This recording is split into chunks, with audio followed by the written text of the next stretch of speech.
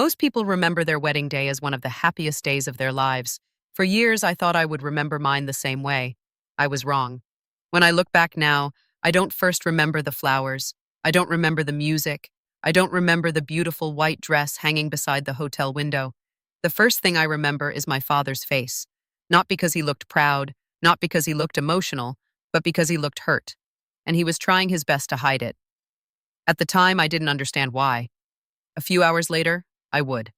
And by the end of that night, everyone in the reception hall would understand it too. My name is Sarah Mitchell. I was 31 years old when I married Daniel Carter.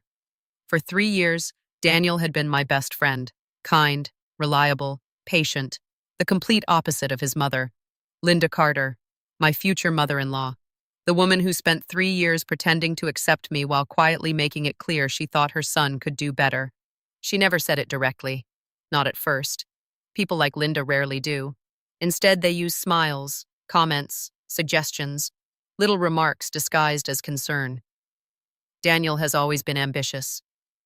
Daniel comes from a respected family. Daniel's future is very important.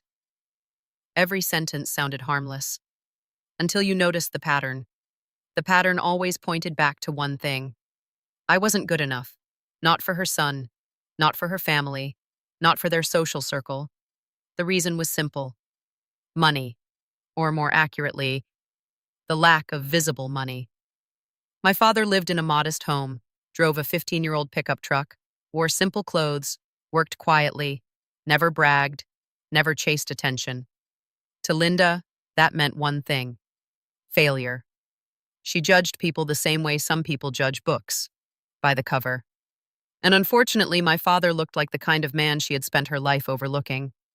What she didn't know was that appearances can be incredibly misleading. But I'm getting ahead of myself. That morning, I pushed all those concerns aside, because it was my wedding day, the happiest day of my life. Or at least it was supposed to be. My bridesmaids helped me get ready. The room buzzed with excitement, laughter, photos, music. For a while, everything felt normal. Then my cousin Emma entered the room, and the smile on her face immediately disappeared. My stomach tightened. Something was wrong. I knew it instantly. Sarah. Her voice sounded careful, too careful, the kind of careful people use when delivering bad news. What happened? Emma hesitated, then looked toward the door, making sure nobody else could hear. Your father is outside. I frowned. Okay? He doesn't want to upset you. The knot in my stomach tightened. What happened? Emma sighed, then finally said it. Linda moved your family. I blinked. What? At the reception. I stared at her. What do you mean she moved my family? Emma looked uncomfortable, because she knew how ridiculous it sounded. She changed the seating arrangement. I laughed nervously. Surely this couldn't be serious. Why? Emma hesitated again, then looked away. That was when I knew. This wasn't about logistics. This wasn't about space. This wasn't about planning. This was personal. And somehow, my wedding hadn't even started yet. Yet Linda had already found a way to make it about status, about appearances, about who belonged and who didn't. I stood up immediately. What exactly did she do? Emma took a deep breath, then answered, and every word made my blood run colder. She moved your family from the main reception area. I stared. What? They're seated near the service section. My heart stopped. Near the service section, the kitchen area, the furthest tables from the dance floor, the furthest tables from the stage, the furthest tables from everyone, the place usually reserved for last-minute guests, or people nobody important wanted to see. For several seconds I couldn't speak, because surely there had to be some mistake. No one would do that intentionally, not at a wedding, not to family, not to the bride's family. Then Emma delivered the final blow. She said those tables made more sense. More sense. I knew exactly what that meant, and suddenly I wasn't thinking about flowers, or vows, or photographs. I was thinking about my father, the man who spent 30 years sacrificing for me, the man who worked weekends so I could attend college, The man who never once complained. The man who had never asked anyone for anything. And someone had just decided he belonged in the back of the room, hidden away, like an embarrassment. What I didn't know then was that Linda's worst mistake wasn't moving those seats. Her worst mistake was assuming nobody important would notice, because before the night ended, a special guest was going to stand up, and everything Linda believed about my family would come crashing down. For the next several minutes, I sat frozen in my chair. My wedding dress suddenly felt heavier. The room that had been filled with excitement only moments earlier now felt suffocating. I kept replaying Emma's words in my head. She moved your family. Near the service section. She said it made more sense. Every time I heard those words, my chest tightened. Because I knew Linda, and I knew exactly how she operated. She never insulted people directly when others were watching. She preferred something much smarter, something harder to challenge. She would make a decision, then hide the insult inside an excuse. If anyone complained, she could act innocent, claim she meant well, claim it was a misunderstanding, claim people were overreacting, and somehow she always walked away looking reasonable. But this time it wasn't a misunderstanding. This was my wedding, my family, my father, and she knew exactly what she was doing. One of my bridesmaids squeezed my hand. Maybe there's another explanation. I wanted to believe her. I really did. But deep down, I already knew there wasn't. Because this wasn't the first time Linda had treated my family differently. It was simply the most public, the most humiliating, the most impossible to ignore. I looked toward the mirror. The woman staring back at me looked beautiful, at least according to everyone else. But inside, I felt sick. Because all I could think about was my father sitting at one of those back tables, smiling politely, pretending not to notice, pretending not to be hurt, the same way he always did. My father had spent his entire life making other people comfortable, even when it cost him. Especially when it cost him. That was who he was. A man who carried disappointment quietly, a man who never demanded recognition, a man who never fought for attention. And people often mistook that kindness for weakness. Linda certainly did. What she never understood was that quiet people aren't always powerless. Sometimes they're simply choosing peace, and there is a huge difference. Unfortunately, Linda was about to learn that lesson the hard way. An hour later, the ceremony began. Guests filled the chapel. Music echoed through the room. The photographer moved carefully between rows. Everything looked perfect, at least on the surface, but underneath that perfect picture, tension was building. The moment I entered the aisle, everyone stood. I immediately found my father. He was sitting in the front row. His suit was older than most of the suits in the room. Simple, clean, nothing flashy, nothing expensive, exactly the way he liked it. When our eyes met, he smiled, and for a moment, all my worries disappeared. Because no matter what happened that day, I knew one thing. My father loved me. Completely. Unconditionally. Without conditions. Without expectations. Without judgment. That smile reminded me of every sacrifice he had ever made. Every early morning. Every late night. Every extra shift. Every opportunity he gave up so I could have one. Suddenly, I wasn't thinking about Linda anymore. I was thinking about gratitude, about family, about love, about the people who show up for you when nobody else does. The ceremony itself was beautiful. Daniel looked emotional. I cried during the vows. Half the guests cried too. For nearly 40 minutes, everything felt exactly the way a wedding should feel. Warm, hopeful, joyful. I remember thinking maybe I had worried for nothing. Maybe the seating issue wasn't as bad as Emma thought. Maybe there had been a misunderstanding after all. Maybe I was overthinking everything. Then we arrived at the reception, and I realized how wrong I was. The reception hall was enormous. Crystal chandeliers hung from the ceiling. Large floral arrangements decorated every corner. The room looked stunning. But the moment I entered, my eyes went directly to the seating chart. I didn't need to search long, because Emma was right. Very right. My stomach dropped. My family wasn't near the center. They weren't near the stage. They weren't near the dance floor. They weren't even near the other relatives. They were hidden in the far corner of the room, near the kitchen doors, near the service stations, near the staff entrances. The message couldn't have been clearer. Everyone else's families were part of the celebration. Mine had been placed out of sight.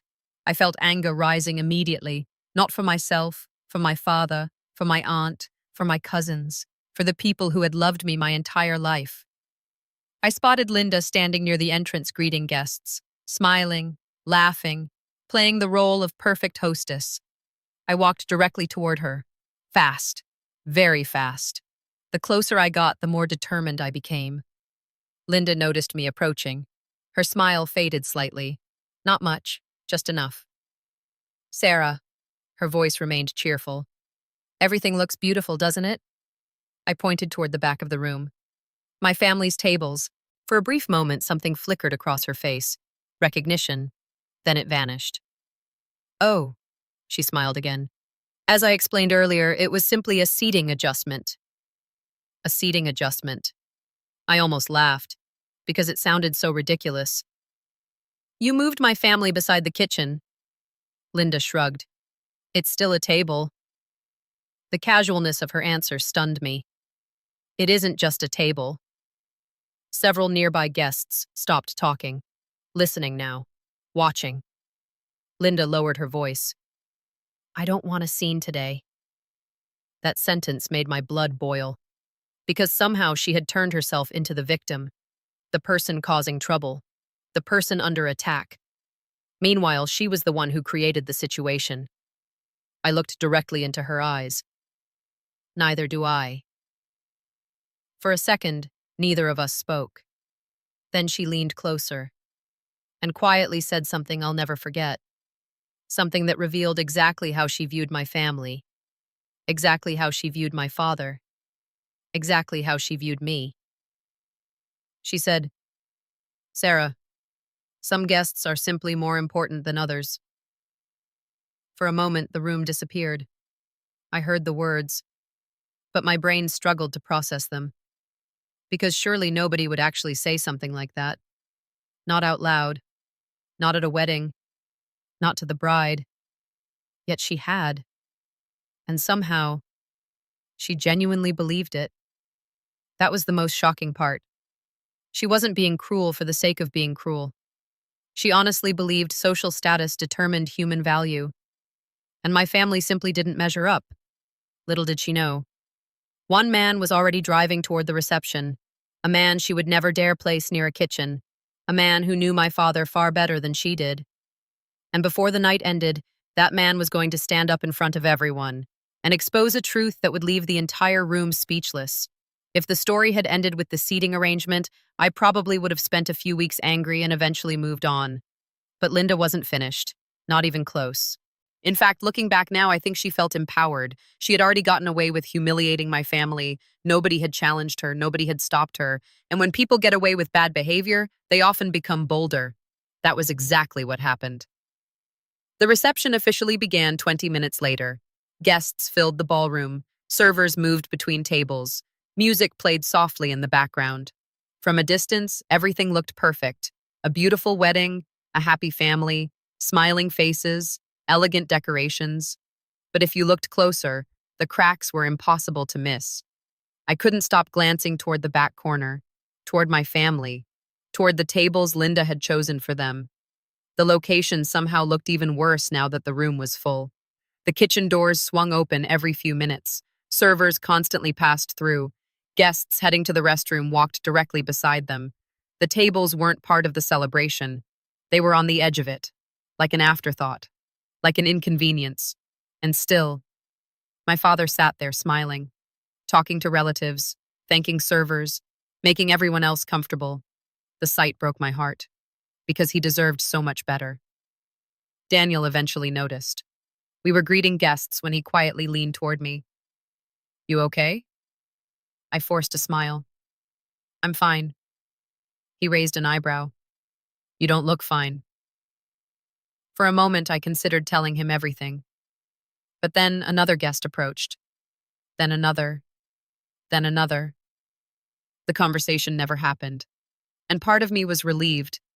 Not because Daniel wouldn't support me, because I knew he would. but because I didn't want our wedding day turning into a battlefield. Not yet. I still hoped things would improve. I still hoped Linda would realize she'd crossed a line. I still hoped common sense would win. I should have known better. About an hour into the reception, the speeches began. Traditionally, this is one of the most emotional parts of a wedding. Parents share stories, friends tell funny memories, people laugh, people cry, people celebrate. At least that's how it's supposed to work. The first speech came from Daniel's best man. It was funny, heartfelt, everyone enjoyed it. Then Daniel spoke. His speech was beautiful. He talked about our relationship, our future, the life we hope to build together. Several guests wiped away tears, including me. For a brief moment, everything felt normal again. Then Linda stood up, and the entire atmosphere changed.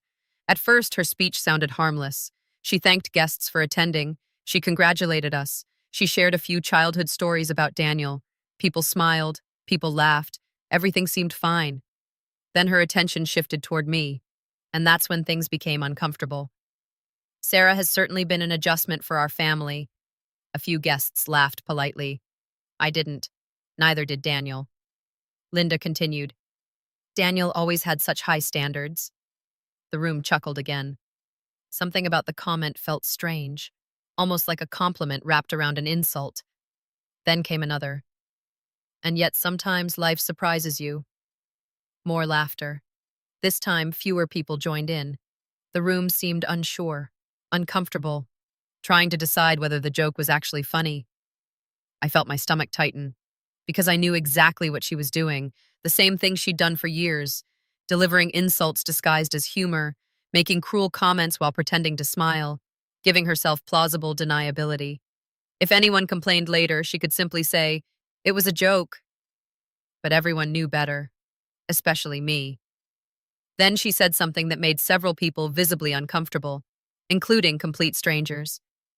She looked toward the back of the room, toward my family's tables, then smiled. One thing I admire about Sarah's family is how simple they are. Silence. Not complete silence, but enough. Enough for people to notice. Enough for people to stop smiling. Enough for the mood to shift. Linda either didn't notice or didn't care. She kept going. Some people spend their lives chasing success. She paused, then looked toward my father. Others are happy with less. The words landed like a brick. The meaning couldn't have been clearer. She wasn't complimenting him. She was judging him. Publicly. At my wedding. In front of hundreds of guests. And somehow she thought it was acceptable. I looked toward Dad, waiting for a reaction, waiting for anger, waiting for frustration, waiting for anything. Instead, he smiled politely, then took a sip of water. Nothing more. No argument. No response. No defense. Just quiet dignity. The same dignity he'd carried his entire life. The strange thing was that people were starting to notice. Not Dad. Linda.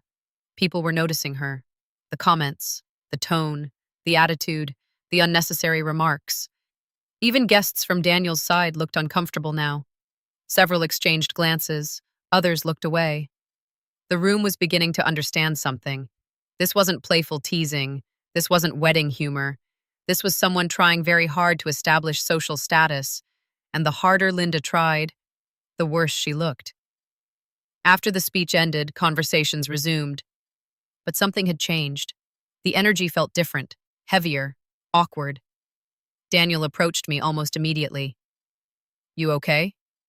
This time I didn't lie. No. His expression darkened. What happened? I hesitated, then told him everything. The seating, the comments, the conversation earlier, every detail. The more I spoke, the angrier he became.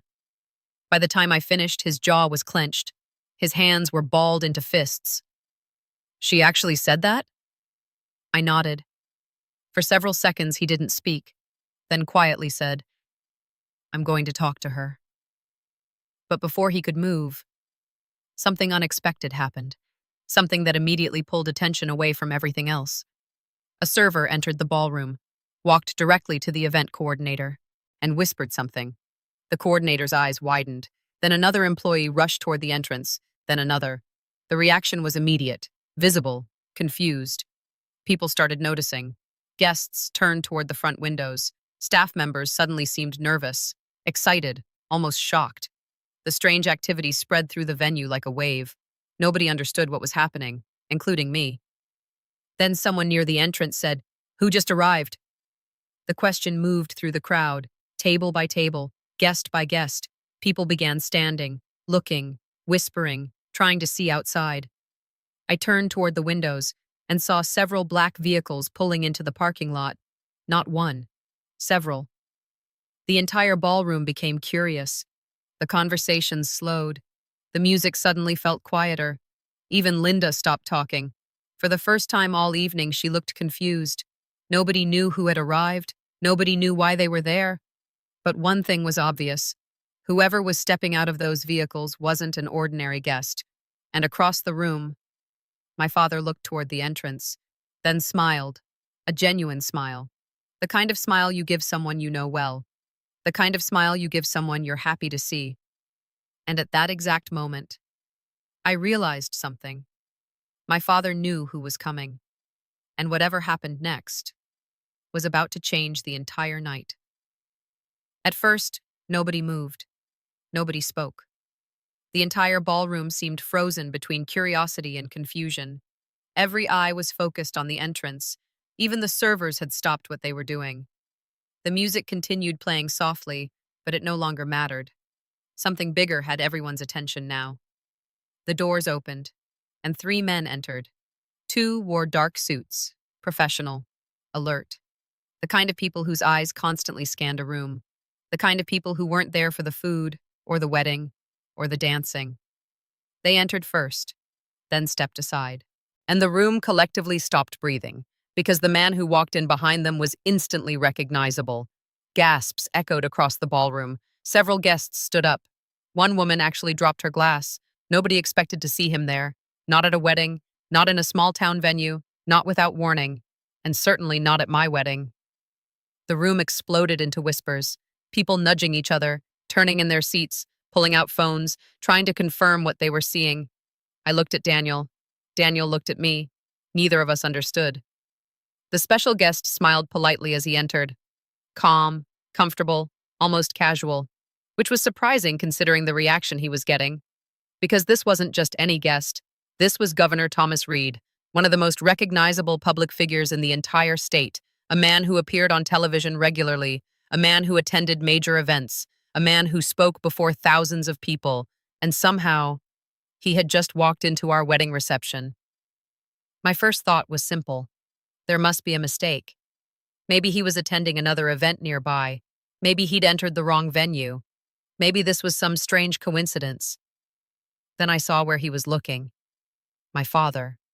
Not me. Not Daniel. Not Linda. My father. And suddenly my confusion became something else. Shock. Governor Reed walked directly through the ballroom, past expensive tables, past important guests, past local business owners, past politicians, past everyone, without hesitation, without stopping, without greeting anyone else, straight toward the back corner of the room, straight toward the tables Linda had chosen, straight toward the family she had tried to hide. The entire ballroom watched. Nobody understood what was happening, least of all Linda. I looked toward her. The confident smile she'd worn all evening was gone, completely gone. For the first time, she looked nervous, very nervous, because the governor wasn't heading toward her table.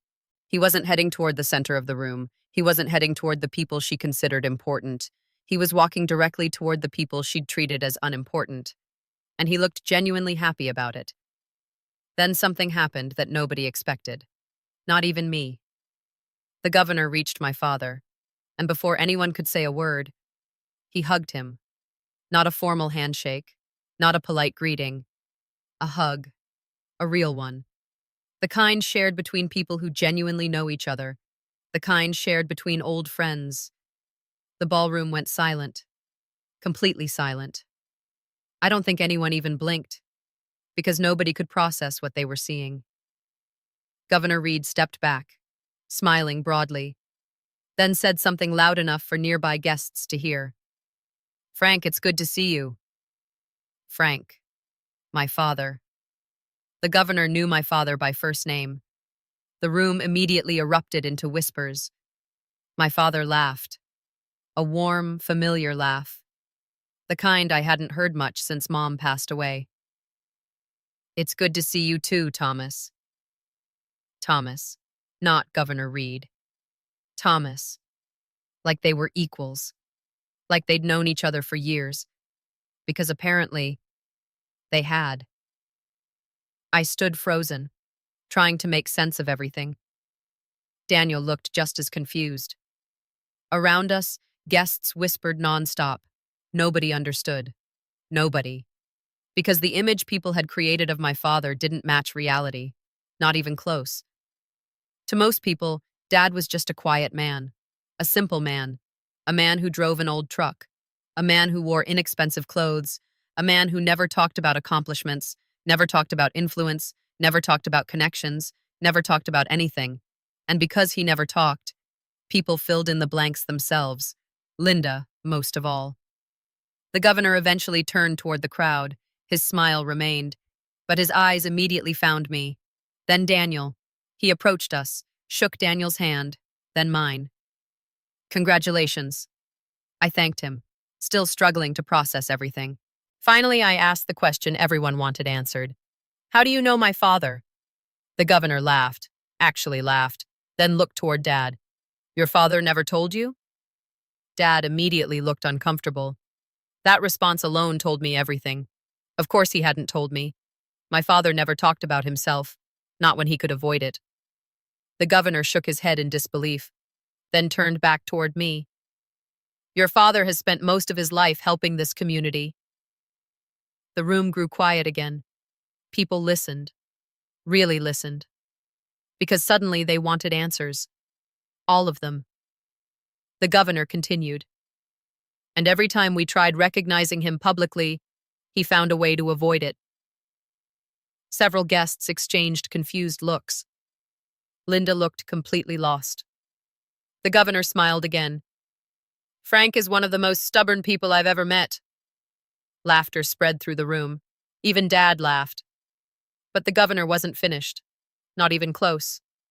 And what he revealed next would completely change how everyone in that ballroom saw my father, especially Linda. Because for the first time all night, the truth was about to stand in the spotlight, and nobody was prepared for it. The ballroom was completely silent. Not the kind of silence that comes when people are bored, the kind that happens when everyone suddenly realizes they're missing an important piece of the story. Governor Reed stood beside my father.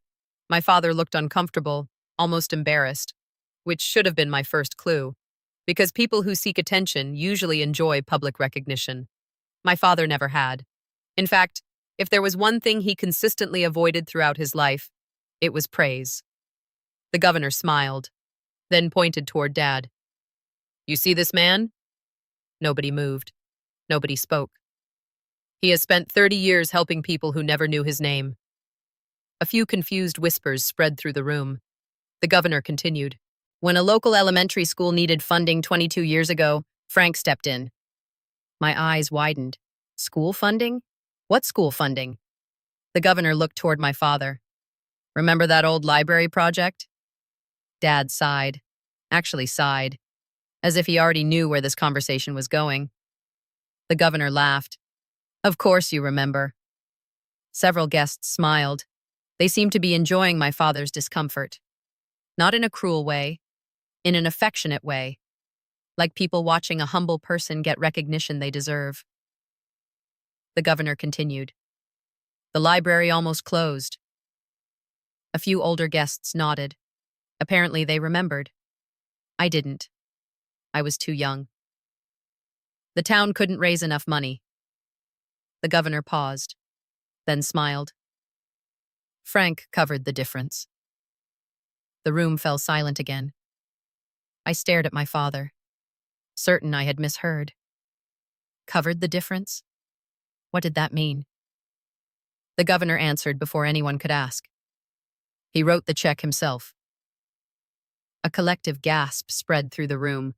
I looked toward Dad. He looked away immediately, like he wished the floor would swallow him. That reaction alone told me the governor was telling the truth. Because if it were a lie, Dad would have corrected him. Instead, he looked embarrassed. Then came the second revelation, and somehow it was even bigger. The governor pointed toward the far side of town. The Community Learning Center. Several people nodded immediately. Everyone knew the building. It was one of the town's most successful youth programs. Hundreds of teenagers had gone through it. Scholarships, tutoring, career training, mentorship. The place changed lives. The governor smiled. Frank funded the first 3 years. My heart nearly stopped. What? The room erupted into whispers, louder this time, much louder. People turned toward my father, staring, trying to reconcile the image they had of him with the information they were hearing, because nothing made sense anymore. The man Linda treated like a nobody had quietly funded one of the most respected community programs in town, without telling anyone, without taking credit, without putting his name on the building, without asking for recognition. Who does that? Apparently my father did. The governor wasn't finished, not even close. And with every revelation, Linda looked worse, far worse. I glanced toward her table. The confidence she'd carried all evening had disappeared completely. She wasn't smiling anymore. She wasn't talking anymore. She wasn't even pretending. For the first time since I'd met her, Linda looked genuinely rattled, because the foundation of her judgment was collapsing. Fast. She had spent years assuming wealth looked a certain way: a luxury car, a giant house, expensive clothes, status symbols, public recognition. My father had none of those things, so she assumed he had nothing. And now the truth was exposing how wrong she'd been. The governor continued. 5 years ago, our county hospital nearly canceled its children's support program.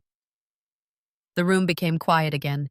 People listened carefully, because everyone understood what was happening now. Every story revealed another hidden piece of my father's life. Another chapter nobody knew existed. The governor smiled. We solved the problem because Frank stepped in. I couldn't believe it. Neither could anyone else. The governor laughed softly. He made us promise not to tell anyone. The crowd laughed too. Because at this point, the pattern was obvious. My father wasn't helping people occasionally. He'd spent decades doing it, quietly, consistently, without recognition, without publicity, without applause, just because he believed it was the right thing to do.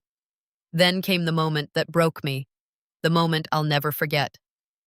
The governor looked directly at me, then smiled. Do you know why your father never talked about any of this? I shook my head. My throat felt too tight to speak. The governor nodded. I asked him the same question years ago. The room listened, completely still.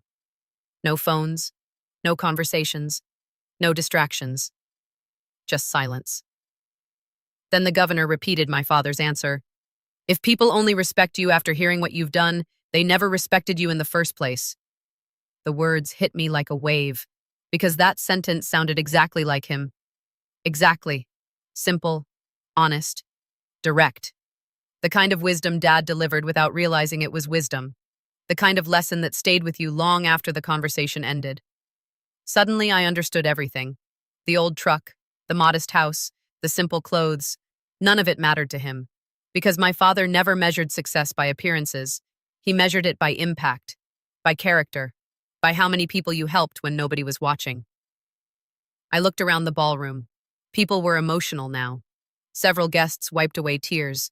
Others looked ashamed, especially those who had laughed earlier, especially those who had nodded along with Linda's comments, because now they realized what had happened. They hadn't just misjudged my father, they had underestimated him completely. And the person who looked most uncomfortable of all was Linda, because every revelation felt like a mirror showing exactly how shallow her assumptions had been, exactly how wrong she'd been, exactly how cruel she'd been, without anyone needing to call her out. The truth was doing that job on its own, and the truth was far more powerful than any argument. Then the governor reached into his jacket pocket. The room immediately became curious again. He removed a folded document. Official looking, formal, important. Then he smiled at my father. Frank, I know you're going to hate this. The room laughed. Even my father smiled reluctantly. The governor unfolded the document, then announced, "Tonight wasn't actually the reason I came." The crowd looked confused. Neither was I.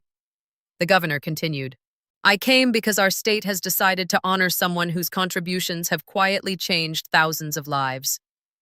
The ballroom went completely silent. Every eye moved toward my father, and for the first time all evening, I saw genuine panic on his face, because he knew exactly where this was heading, and he absolutely didn't want it. But it was already too late. The governor smiled, then said the words that would leave the entire room on its feet and leave Linda wishing she had never opened her mouth. The ballroom was completely silent. Nobody moved. Nobody spoke. The governor stood at the front of the room holding the document. My father looked like he wanted to disappear, and somehow that made the moment even more powerful, because everyone could tell this wasn't staged, this wasn't publicity, this wasn't someone chasing recognition. This was a man who had spent decades helping people without asking for anything in return. And now the recognition had finally caught up to him. Governor Reed smiled, then looked directly at my father. "Frank Mitchell, on behalf of the state of Franklin, it is my honor to present you with the Distinguished Community Service Award." For a second, nobody reacted, almost like the room needed time to process the words. Then came the applause. A few people first, then dozens, then everyone. The sound grew louder and louder until the entire ballroom was on its feet. A standing ovation. For my father, the man who had spent most of his life avoiding attention. The man who sat quietly in the back of rooms. The man who never talked about himself. The man who had been placed beside the kitchen because someone decided he wasn't important enough for the front. Now hundreds of people were standing for him, cheering for him, honoring him, and I couldn't stop crying. My father looked overwhelmed, truly overwhelmed. He slowly stood from his chair, almost reluctantly.